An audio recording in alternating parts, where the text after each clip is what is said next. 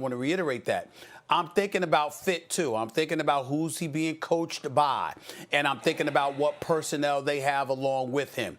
If you had a guard, and in fairness to the New York Knicks, it wasn't like they didn't go and acquire a guard late in the first round, and then I think again in the second round. All I'm trying to say is that's my question mark. I think about guard play, because if I had that solidified, then I'm looking at Obi Toppin and I'm like, this brother in the open court is going to be something special.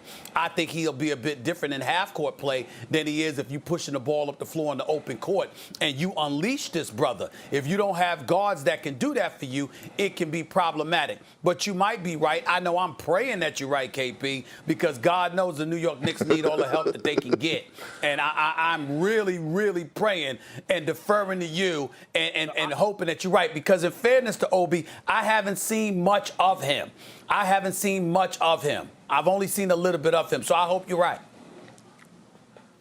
The key that makes him different to me than just a Skywalker, than just a Skywalker and a guy who can help you in the open court and all that, is he can stretch it out to three. Perk brought it up.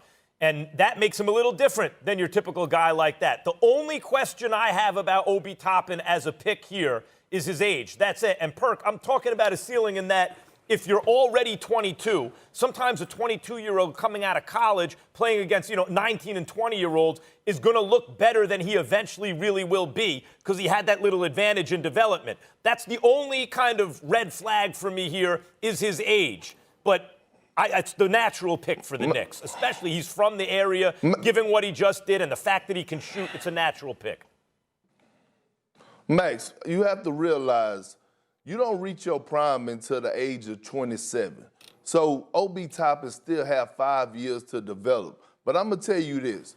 He plays with a chip on his shoulder. He plays with a certain type of tenacity. He has a certain type of swagger about himself. And he's a dog. He's a straight-up dog. And I'm pairing him, and I'm looking at him going on alongside R.J. Barrett, who should come back better this year, who had a pretty okay season last year, but should come back better this season. And you have those two as your foundation. I think the Knicks won last night by drafting Obi Toppin, and now we'll see what they'll do in free agency. But if you're a Knicks fan, you got to be excited because y'all was y'all was at the bottom of the bottom. So really, y'all shouldn't have anything to be complaining about, okay? Both of you two.